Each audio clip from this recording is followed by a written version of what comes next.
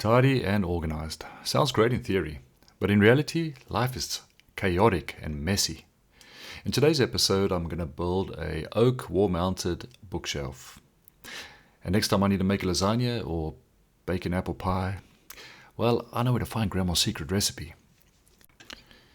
In theory, anyway. Here goes nothing.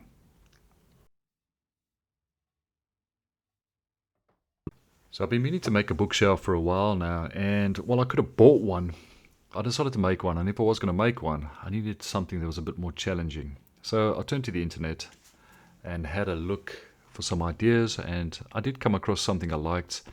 Some people had used a ladder, a step ladder, and mounted it to the wall, which I thought was quite unique and unusual, but it worked. The only thing I didn't like was that it was kind of old and rustic, and that's not in line with my style of things, or the style that I like. So I'm more into a minimalistic, clean look. So I've decided to keep the concept but design something that I like, and at the same time I've got to start using some of the oak that's lying around in my workshop. It's really starting to take up a lot of space.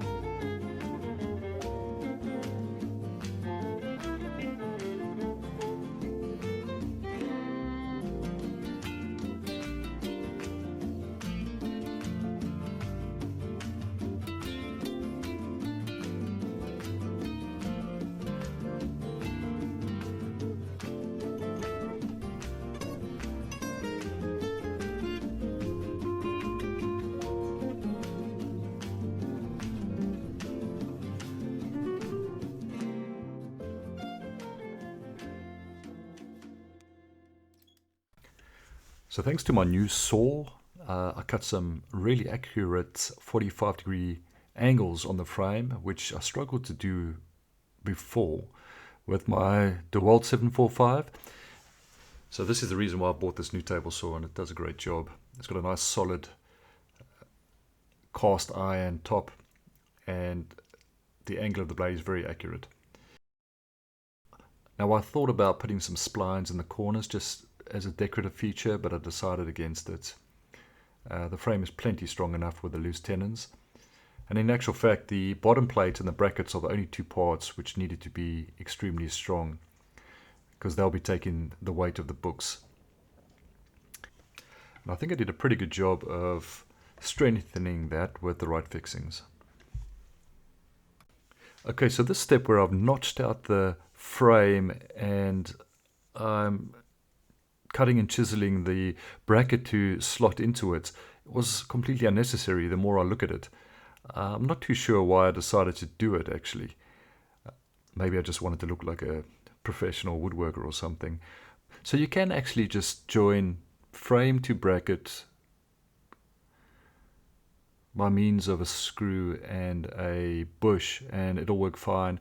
Once it's on the wall, it's actually literally impossible for that frame to swivel or move around without pulling the brackets out the wall, so a completely unnecessary step.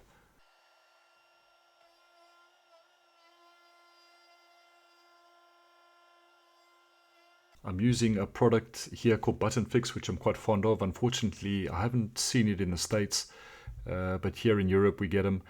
And it's predominantly a keyhole fixing. It's made of plastic, and it comes with 2 extra parts. And one of them is a marker. So you'll slot that into your keyhole, and you'll use it to mark. After that, you take that out and you'll put in your green bit, which will be your final fix.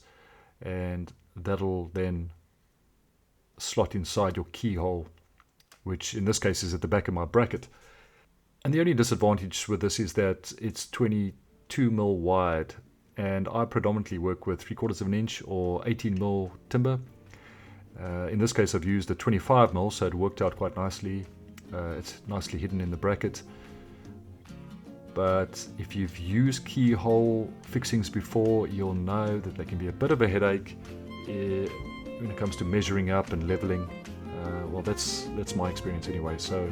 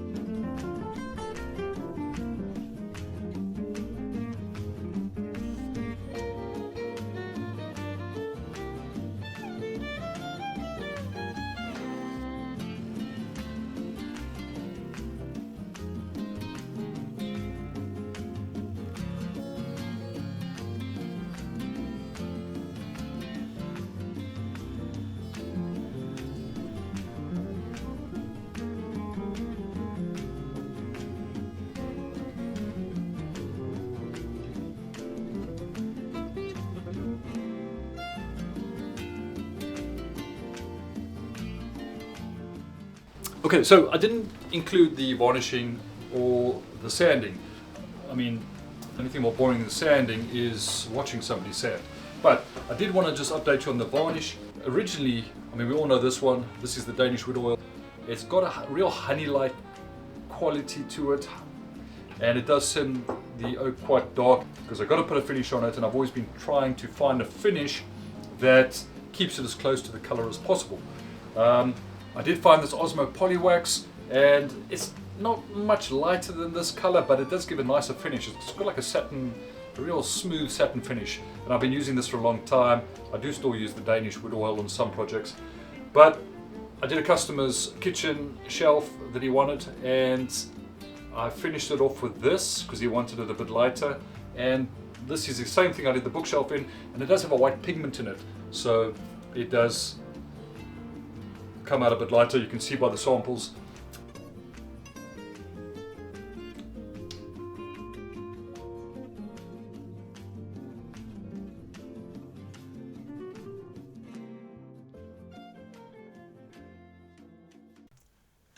And yes, I did slip here while I was trying to mark the wall. I did get my mark, but this wall of mine is extremely uneven or lumpy. And yes, a little bit unsightly. I do use this to hang shelves and photograph them, so it is not looking very good, but I'll get around to painting it one day.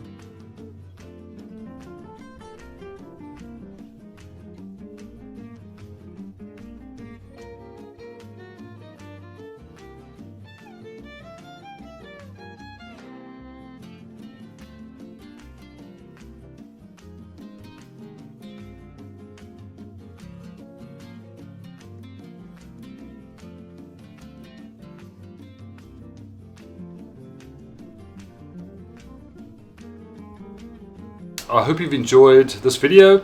Thanks for watching, and I'll see you in the next one. I'm not going to tell you to like and subscribe, because you should know better by now.